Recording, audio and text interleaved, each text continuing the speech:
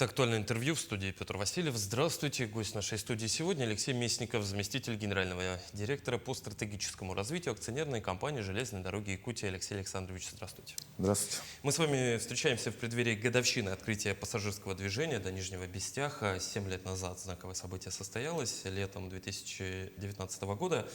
Сегодня, вот спустя это время, как можно оценить стратегическое значение этого события для нашего региона и в целом для Дальнего Востока? Да, действительно, 27 июля 2019 года стало историческим событием как для Якутии, так и для дальневосточного региона.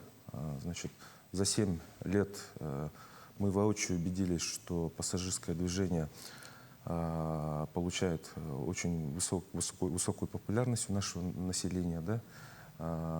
Мы убедились в том, что вот это стратегическое решение, оно было правильным. Станция Нижний Бестях не просто стала, так сказать, конечной точкой маршрута, да? Пока, конечно. Да, пока конечной точкой, да, полноценными воротами в нашу республику. Ну и, соответственно, в единую сеть железных дорог Российской Федерации. Значит, это решение кардинально изменило транспортную доступность Якутии, обеспечив круглогодичную, да, связанность с федеральной сетью железных дорог. Вот, и дала мощный импульс для развития пассажирских и грузовых перевозок. Вот. Ну, мы видим, что этот проект раскрывает свой потенциал и дальше, ну и думаем, что с началом строительства железной дороги до Магадана он еще раскроется еще больше. Ну вот, к слову, о потенциале. Если говорить о дне сегодняшнем, за первое полугодие текущего года пассажиропоток вырос сразу на 5,2%, 239 тысяч человек привезли. По сравнению с 2019 годом показатель вовсе в разы вырос. За счет чего удалось таких цифр достичь? Да, действительно, по сравнению с 2019 годом, с начала пассажирского движения, пассажиропоток вырос в 5 раз. Да? Это говорит о том, что наше население действительно оценило доступность, надежность, ну и комфортность путешествий по железной дороге. За прошлый год мы перевезли почти 500 000 пассажиров, это, ну, где-то так 465 тысяч пассажиров. Да? Это на 10% больше, чем в 2024 году. Ну и за первое полугодие этого года мы перевезли 243 тысячи пассажиров. 243 тысячи пассажиров. Это на более 7% выше, чем показатель прошлого года. Ну, главной причиной, драйвером является, конечно же, повышение доступности, комфортности поездок для наших пассажиров. Да? Мы расширили маршрутную сеть, организовали беспересадочные вагоны до значит, крупных городов дальневосточного региона. Вот. Также сыграла роль, значит, рост, значит, туристического потока до Владивостока и до Благовещенска. Ну и, соответственно, работа по улучшению сервиса именно в этих направлениях. А также хотел бы отметить еще то, что мы, значит, улучшили трансфер пассажиров через реку Лена до города Якутска. Вот. Мы построили, значит, пункты ожидания. Сначала мы построили пункт ожидания на берегу в поселке Нижний Бестях. И затем мы буквально вот в прошлом году запустили пункт ожидания такой же на берегу в городе Якутске. Вот, кстати, про трансферы. Ну, понятное дело, что станция Нижний Бестях находится на том берегу, 30 километров от Якутска. Сезонность осложняется паводками, ледоходом. Есть ли какие-то сегодня еще узкие места вот в этом, собственно, деле трансфера? Ну да, действительно, значит, для нас узкие места — это погодные условия, ну и, конечно, сезонность, да. Вот. С 16 апреля по 21 мая, это весной, да, и с 22 октября по 30 ноября, осенью, мы перевозим своих пассажиров через реку на суднах на воздушной подушке. Вот. В Бывает и доходит до того, что когда идет ледоход, мы прибегаем к тому, чтобы перевозить своих пассажиров на вертолете, вот, не увеличивая стоимость трансфера. Вот. В этом году стоит отметить, что с 1 июня значит, мы снизили стоимость комплексного тарифа от Якутска до ЖД вокзала Нижний Бестях до 800 рублей. Вот, то есть мы делаем все шаги для того, чтобы была доступность для наших пассажиров, ну и, соответственно, определенный комфорт. Вот давайте про комфорт поговорим. Хочу поговорить о том, какие изменения в уровне сервиса произошли за эти годы, как сильно изменилось путешествие на поезде, ну, условно, для пассажира из Якутска в Нерюнгри. Понятное дело, что чем дальше расстояние, тем выше уровень сервиса. Ну, конечно, да. Но за эти годы мы проделали очень большую работу. Во-первых, значит, мы приобрели специализированный вагон для маломобильных пассажиров, да, который у нас курсирует по маршруту Нижний Бестях-Благовещенск. Вот. На этом же маршруте мы сделали систему, запустили систему предоплаченного питания, да, в 2024 году. Хотелось бы отметить, что не всем удобно ходить в вагон-ресторан, да. Ну и людям удобно, когда им приносят предоплаченное питание им прямо в купе, либо в плацкартный вагон. Да. А вот предоплаченное питание для маломобильных граждан или вообще Нет, для нет, всех? для всех, для всех. Только это у нас работает пока в направлении Нижний Бестях-Благовещенск. Я акцентирую на слово «пока», потому что мы сейчас вот смотрим, как это работает, ну и, соответственно, скорее всего, мы запустим такую же систему и в других направлениях. Вот.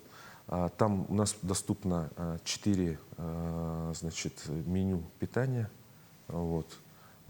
Человек выбирает, что ему нравится, ну и, соответственно, это все ему предоставляется в процессе поездки. Вот. Значит, мы также в 2023 году запустили систему динамического управления тарифами. Это так же, как на самолетах, да? То есть, чем раньше пассажир покупает билет, тем он дешевле. Да. Это у нас, допустим, исчисляется за 90 суток до поездки. За 90 до 40 суток до поездки. Вот. Ну и считаем, что это имеет смысл для экономии семейного бюджета для поездок. Вот. Что еще у нас? У нас с марта 2023 года также запущена услуга гендерного купе. Вот. Так как считаем, что это очень удобно, особенно для представителей слабого пола, потому как многих женщин сдерживает то, что они могут оказаться в купе там, ну, с незнакомым мужчиной. Там, да и в целом это неудобно. Да? Вот. Поэтому мы запустили эту систему, соответственно, его можно купить на всех наших беспересадочных вагонах. Это до Иркутска, до Владивостока, до Благовещенска и до Тынды. Значит, приобрести их можно, значит, вот если приобретаете, допустим, на сайте, в интернете, да, в билетах указывается признак купе с буквой Т. М — это, конечно же, мужское купе, Ж — это женское, ну и С — это смешанное. Вот. Ну и никаких дополнительных затрат не требуется для этого. Алексей Александрович, если говорить о еще комфорте, хотелось бы лично уже поднять вопрос связи в поездах. Есть ли какие-то идеи по оснащению, ну, условными Wi-Fi комплексами, чтобы путешествие то же самое, там, не знаю, в Тынду? Потому что, ну, связи нет практически на всем протяжении железного пути, а заняться чем-то в телефоне, в поезде нужно. Конечно, да, это очень большое неудобство. Особенно для тех, кто ездит, допустим, с детьми. Да, это очень большое неудобство. Мы сейчас этот вопрос тоже прорабатываем.